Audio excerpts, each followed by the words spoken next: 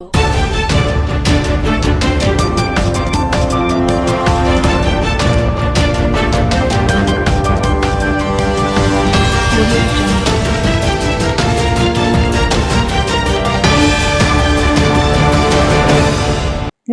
Welcome to city cable news. Bulletin ముందుగా headlines చూద్దాం. IAS IPS అధికారులను అణచివేసింది జగన్ రెడ్డి. మీడియా ముఖంగా ఉద్ఘాటించిన పత్తిపాటి.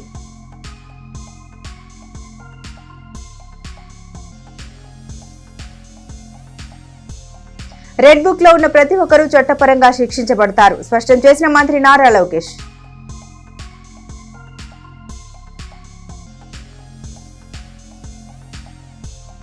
₹5 ఆకలి తీరుస్తున్న అన్న క్యాంటీన్లు, సంతోషం వ్యక్తం చేస్తున్న నిరుపేదలు.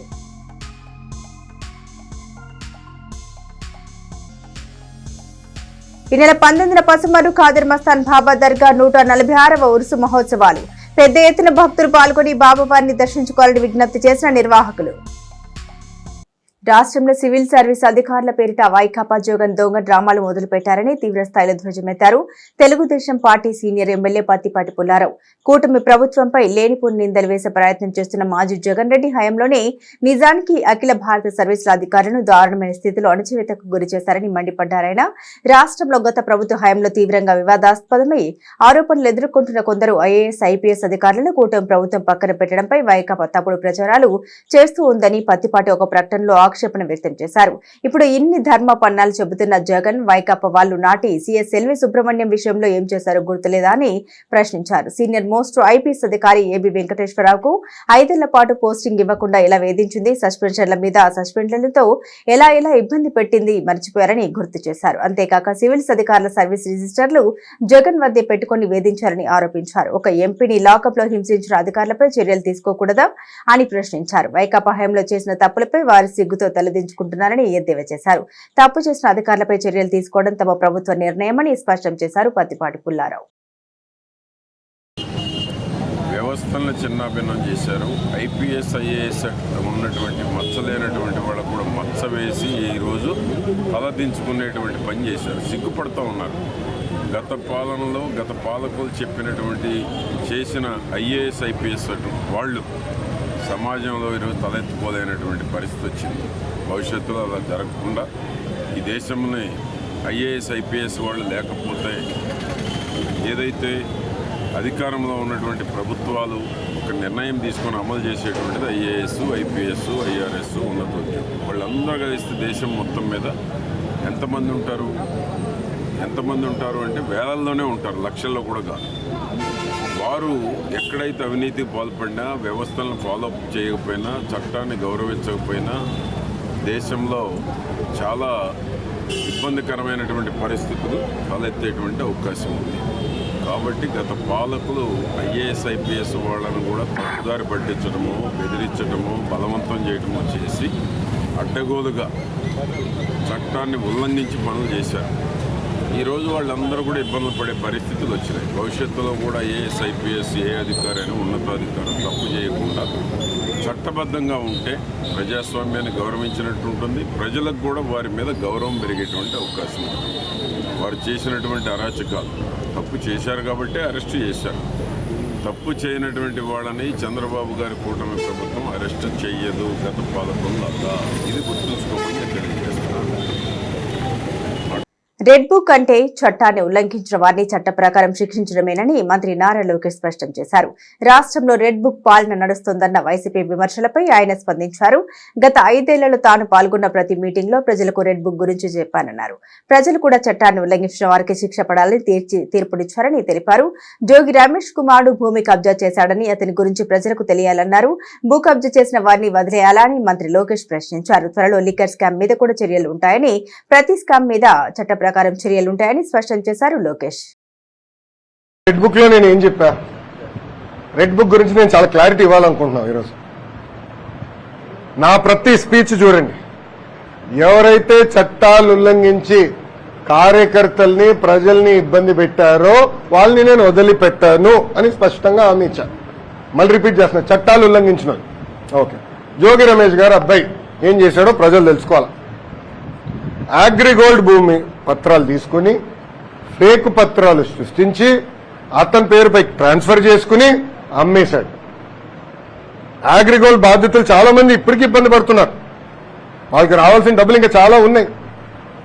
అగ్రిగోల్డ్ భూములపైన ఫేక్ పత్రాలు సృష్టించి అమ్మేశాడు, డబ్బులు సంపాదించాడు.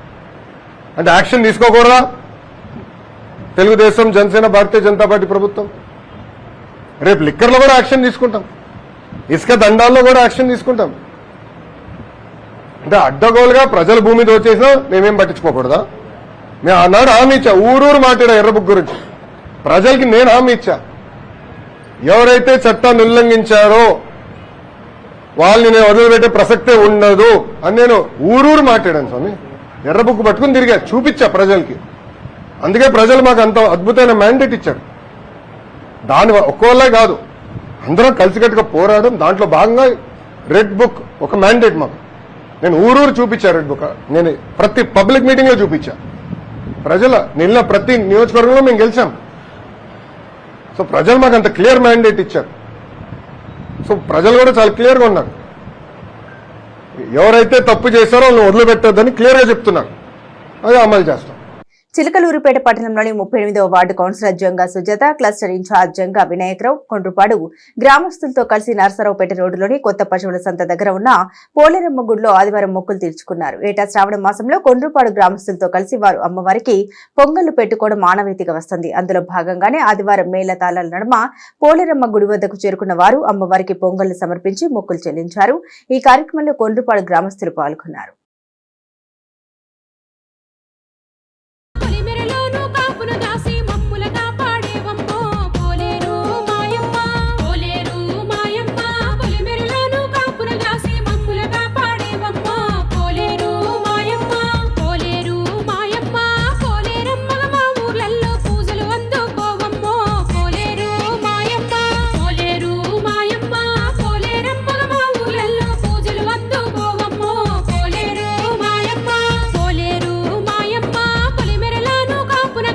మమ్ముల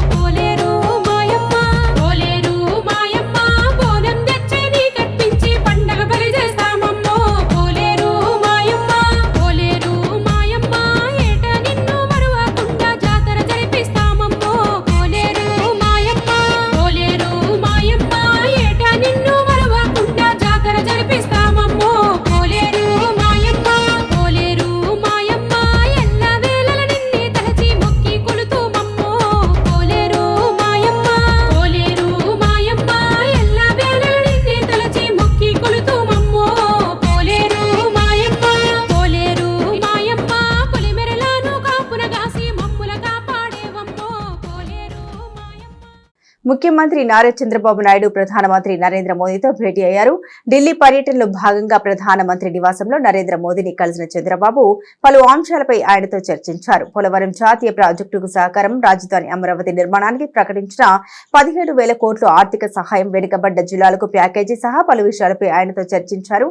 అనంతరం కేంద్ర ఆర్థిక మంత్రి నిర్మలా సీతారామన్తో భేటీ అయిన చంద్రబాబు రాష్ట్రానికి రావాల్సిన నిధులపై చర్చించారు. సమావేశంలో టీడీపీ పార్లమెంటరీ పార్టీ నేత నర్సారావుపేట ఎంపీ లావు శ్రీకృష్ణదేవరాయలు పాల్గొన్నారు. అటు రాష్ట్ర వ్యాప్తంగా ముఖ్యమంత్రి నారా చంద్రబాబు నాయుడు, ఇటు చిలకలూరుపేటలో మాజీ మంత్రి, స్థానిక శాసనసభ్యులు పత్తిపాటి పుల్లారావు ప్రారంభించిన అన్న క్యాంటీన్లు పేదవాడి కడుపు నిండుతున్నాయి. కూలీ పనుల కోసం టౌన్ కు వస్తున్న వారి ఆకలి కేవలం 5 రూపాయలతో తీరుతుంది. సీఎం చంద్రబాబు ఎంతో ప్రతిష్టాత్మకంగా తీసుకునే అన్న క్యాంటీన్ల ద్వారా పేదవారికి 5 రూపాయలకే భోజనం, టిఫిన్ పెడుతున్నారు. బ్రేక్ఫాస్ట్, లంచ్, డిన్నర్ ఉంటుంది. బ్రేక్ఫాస్ట్, లంచ్, డిన్నర్ ఏదైనా 5 రూపాయలే. బ్రేక్ఫాస్ట్ ఉదయం 7:30 నుండి 10 గంటల వరకు ఉంటుంది. లంచ్ మధ్యాహ్నం 12:30 నుండి 3 గంటల వరకు ఉంటుంది.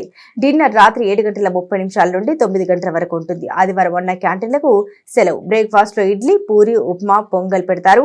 భోజనంలో కూర, పప్పు, సాంబారు, పచ్చడి, పెరుగు వడ్డిస్తారు. వారానికి ఒక రోజు స్పెషల్ రైస్ ఉంటుంది. ఇక ఆగస్టు 16 నాటికి రాష్ట్ర వ్యాప్తంగా 99 అన్న క్యాంటీన్లను ప్రారంభించిన ప్రభుత్వం సెప్టెంబర్ 5 నాటికి రాష్ట్రంలో 203 అన్న క్యాంటీన్లను ప్రారంభించేందుకు సన్నాహాలు చేస్తోంది. లేదు బాబు, ప్రభుత్వంలో పనులు ఏమైనా జరుగుతున్నాయి మీకు? మాకు కలిసి వస్తుంది. 5 రూపాయల క్యాంటీన్ ఓపెన్ అయింది. ఇక అంత మంచి కావాల్సిందే ఉందండి.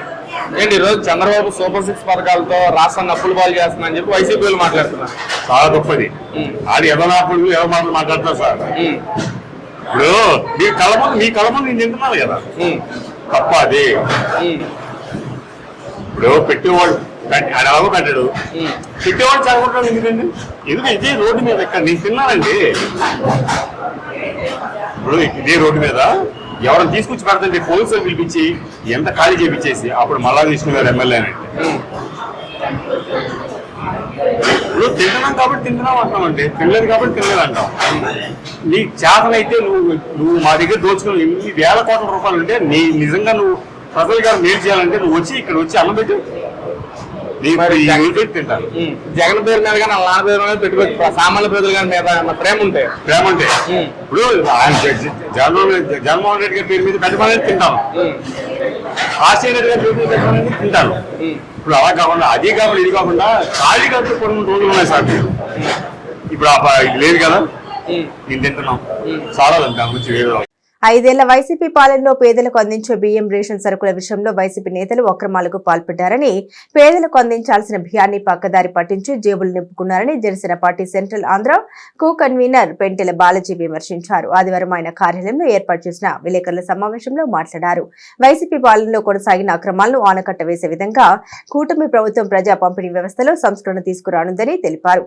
లబ్ధిదారులకు 100% రేషన్ సరుకులు పంపిణీ చేయాలని, దూరభారం లేకుండా చేరువలోనే చౌక దుకాణాలు ఉండాలని కూటమి ప్రభుత్వం చర్యలు చేపట్టిందని వెల్లడించారు. చిలకలూరుపేట పట్టణంలోని రాష్ట్రీయ జనక్రాంతి పార్టీ కార్యాలయంలో శనివారం పార్టీ నాయకుల సమావేశం జరిగింది. ఈ సందర్భంగా పార్టీ రాష్ట్ర అధ్యక్షులు షేక్ గౌస్ బాషా మాట్లాడుతూ, ప్రభుత్వం తాజాగా ఏర్పాటు చేసిన అన్న క్యాంటీన్లు ఎందరో పేద కూలీల ఆకలి తీరుస్తున్నాయన్నారు. ఈ పథకం పునరుద్ధరించిన ముఖ్యమంత్రి చంద్రబాబుకు స్థానికంగా 3 క్యాంటీన్లు ఏర్పాటు చేసిన శాసనసభ్యులు పత్తిపాటి పుల్లారావుకు ఆయన అభినందనలు తెలిపారు. ఈ కార్యక్రమంలో పట్టణ అధ్యక్షులు అలీ, మౌలాలి, మస్తాన్ వలీతో పాటుగా పలువురు పార్టీ నాయకులు పాల్గొన్నారు. నిన్న ఆగిపోయిన అన్న క్యాంటీన్లు పునరుద్ధరించిన నారా చంద్రబాబు నాయుడు గారికి, అలాగే పవన్ కళ్యాణ్ గారికి, అలాగే చిలుకలూరుపేట డైనమిక్ ఎమ్మెల్యే గారైన మాజీ మంత్రులు చిలుకలూరుపేట విధాత అభివృద్ధికి మహారు పేరు పత్తిపాటి పుల్లారావు గారికి రాష్ట్రీయ జనక్రాంతి పార్టీ తరఫున పూర్తిగా అభినందనలు తెలియజేస్తున్నాం. ఎందుకంటే పేదవాడు ఈ రోజులో 5 సంవత్సరాలుగా అన్నానికి ఇబ్బంది పడిన వాళ్ళు చాలామంది నేను చూశాను. అలాంటిది నిన్న కొంత ప్రజలు నిన్న ఆనంద భాషల్లో చూశాను. ఎందుకంటే గత 5 ఏళ్లుగా అన్న క్యాంటీన్ మూసేసిన ప్రభుత్వానికి స్వస్తి చెప్పి ఈనాడు తెలుగుదేశం పార్టీని అభినందిస్తున్నారు. గత 5 ఏళ్లుగా అన్న క్యాంటీన్ మూసేసినా నిన్న పునరుద్ధరించినందుకు నారా చంద్రబాబు నాయుడు గారికి, అలాగే పవన్ కళ్యాణ్ గారికి, మన మాజీ మంత్రులు పత్తిపాటి పుల్లారావు గారికి అభినందిస్తున్నాం. ప్రతి పేదవాడు 5 రూపాయలు ఇచ్చి భోజనం చేస్తున్నాడు. వాళ్ళ ఆనంద బాష్పాన్ని నేను కళ్ళారా చూశాను. గత ప్రభుత్వాన్ని సృష్టించేసి తెలుగుదేశాన్ని ప్రభుత్వానికి ప్రజలందరూ ఆధారపడుతున్నారు కాబట్టి అందరికీ కృతజ్ఞతలు తెలియజేస్తూ సెలవు చేసుకుంటాం. ఆంధ్రప్రదేశ్ వర్కింగ్ జర్నలిస్టుల సంఘం ఆవిర్భావ దినోత్సవం పురస్కరించుకుని ఆ సంఘ నాయకుల ఆధ్వర్యంలో ఎన్ఆర్టీ రోడ్డులో ఉన్న సాయి ప్రశాంతి వృద్ధులాశ్రమంలో అన్నదానం జరిగింది. ముఖ్య అతిథులుగా tahsildar Suresh, urban circle inspector Ramesh హాజరయ్యారు. తొలుత ఎన్ఆర్టీ సెంటర్లో సిపిఐ నాయకురాలు సుబ్బయ్యమ్మ జెండా ఎగురవేశారు. అనంతరం పలు ప్రాంతాల్లో మొక్కలు నాటారు. ఈ కార్యక్రమంలో వివిధ పార్టీల నాయకులు రాధాకృష్ణ, గుంజి, వీర ఆంజనేయులు, ధర్యావళి పాల్గొని మొక్కలు నాటారు. అలాగే యూనియన్ నాయకులు, ప్రెస్ క్లబ్ అధ్యక్షులు అడప అశోక్తో పాటుగా యూనియన్ సభ్యులు పాల్గొన్నారు.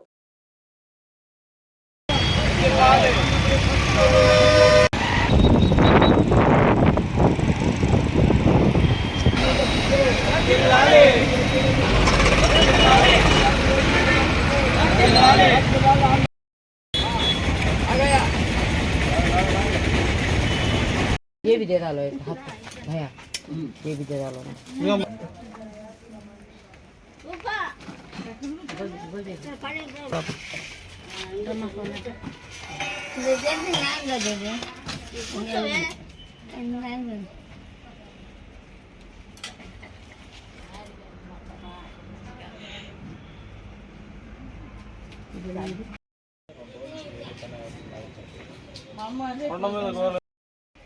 వీళ్ళే కదా మీ సక్సెస్ ని ప్రజల్లోకి తీసుకెళ్ళి.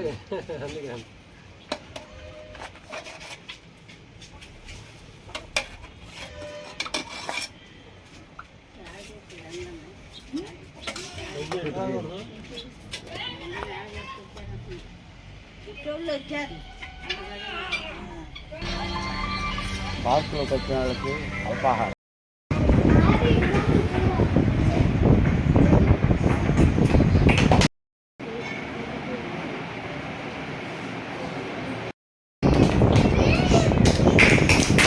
స్కూల్ విద్యార్థిని స్నేహకు 67 సంవత్సరాలైన సందర్భంగా ఈనాడు ఏర్పాటు చేసినటువంటి ఈ సేవా కార్యక్రమంలో పాల్గొనటాన్ని నేను అదృష్టంగా భావిస్తున్నా. జర్నలిజం అనేటువంటిది ప్రజాస్వామ్య వ్యవస్థలో అత్యంత ప్రధానమైనటువంటి రంగం. ప్రభుత్వం తీసుకునేటువంటి కార్యక్రమాలు, ప్రభుత్వం చేపట్టేటువంటి కార్యక్రమాలని ప్రజల్లోకి విజయవంతంగా తీసుకువెళ్లాలన్నా, ఆ యొక్క ఫలితాలు అనేటువంటి ప్రజలకి మారుమూల ప్రాంతాలకు సైతం చేరాలన్నా అత్యంత కీలక పాత్ర పోషించేటువంటి వ్యవస్థ జర్నలిజం.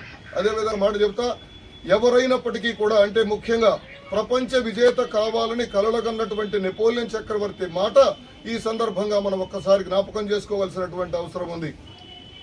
100 మరఫిరంగులు ఒక్కసారి నా చుట్టుముట్టి నా మీద ఎక్కుపెట్టినప్పటికీ కూడా ఇసుమంతైనా చలించని నేను ఒక్క కలం నాకు వ్యతిరేకమైతే గజగజ వణికిపోతాననేటువంటి మాటల్ని ఈనాడు రాజకీయ పార్టీల నాయకులు గుండెల నిండా నింపుకొని గనక ఉంటే జాగ్రత్తగా అవినీతి, అరాచకం, అకృత్యాలకు తావులేనటువంటి సుప్రజాస్వామ్య వ్యవస్థని కాపాడుతారు. దానిలో జర్నలిస్టులు కీలక పాత్ర పోషిస్తారని సోదరులందరికీ కూడా మరొకసారి హృదయపూర్వక శుభాకాంక్షలు తెలియజేస్తూ ఈరోజు చిలకలూరుపేట పట్టణంలోని గాంధీ పార్క్ నందు ఏపీయూడబ్ల్యూజే ప్రెస్ క్లబ్ ఆధ్వర్యంలో చిలకలూరుపేట పట్టణంలో అనేక రకమైన సంక్షేమ అభివృద్ధి కార్యక్రమాలు చేస్తూ ఉన్నారు. ఈ యొక్క కార్యక్రమానికి నియోజకవర్గ అధ్యక్షుడు అడప అశోక్ గారు, సెక్రటరీ షేక్ దర్యావలి గారు, వీరి యొక్క ఆధ్వర్యంలో అనేక కార్యక్రమాలు చేపట్టడం జరుగుతూ ఉంది. చిలకలూరుపేట మండలం పసుమరు గ్రామంలోని కాదర్ మస్తాన్ బాబా దర్గా 146వ ఉర్సు మహోత్సవం ఈ నెల 19వ తేదీ సోమవారం జరగనుంది. హిందూ ముస్లిం సఖ్యతకు మారుపేరుగా నిలిచిన ఈ దర్గాలో ప్రతిరోజు భక్తులు మొక్కులు చెల్లిస్తూ ఉంటారు. దర్గా ధర్మకర్తలుగా కక్కెర పున్నమ్మ, కక్కెర పెద్ద ఆదయ్య, చిన్న ఆదయ్య, కక్కెర పుల్లారావు వ్యవహరిస్తున్నారు. ప్రతి నెల పౌర్ణమి రోజున ఇక్కడ అన్నదానం నిర్వహిస్తున్నారు. అలాగే గోశాలను కూడా నడుపుతున్నారు. మండల కేంద్రమైన ఎడ్లపాడులోని తహసీల్దార్ కార్యాలయం ఎదురుగా పారుతున్న మురుగు కాల్వలోని షీల్డ్ తొలగించాలని స్థానికులు కోరుతున్నారు. అలాగే పేరుకుపోయిన చెత్త, ప్లాస్టిక్ వ్యర్థాలతో కాల్వ నిండిపోయిందన్నారు. ప్రవాహానికి వ్యర్థాలు అడ్డంగా ఉండి చిన్న వర్షానికి నీళ్లు రోడ్డెక్కుతున్నాయన్నారు. అధికారులు వెంటనే వ్యర్థాలు తొలగించాలని, షీల్డ్ తీసి కాల్వ లోతు పెంచాలని వారు కోరుతున్నారు. నాదెండ్ల మండలం గణపవరంలోని ఆచల దాసు నాయన మఠంలో ఈ నెల 19వ తేదీ సోమవారం రాఖీ పౌర్ణమి సందర్భంగా ప్రత్యేక పూజలు జరుగుతాయని మఠాధిపతి కటారు దాసు నాయన తెలిపారు. ఉదయం నుండే పూజలు, భజనలు, కీర్తనలు ఉంటాయన్నారు. అనంతరం వివిధ ప్రాంతాల నుండి వచ్చిన గురువులతో ఆధ్యాత్మిక ప్రసంగం ఉంటుందన్నారు. 12 గంటలకు అన్నదానం ఉంటుందని భక్తులు విరివిగా పాల్గొనాలని ఆయన కోరారు.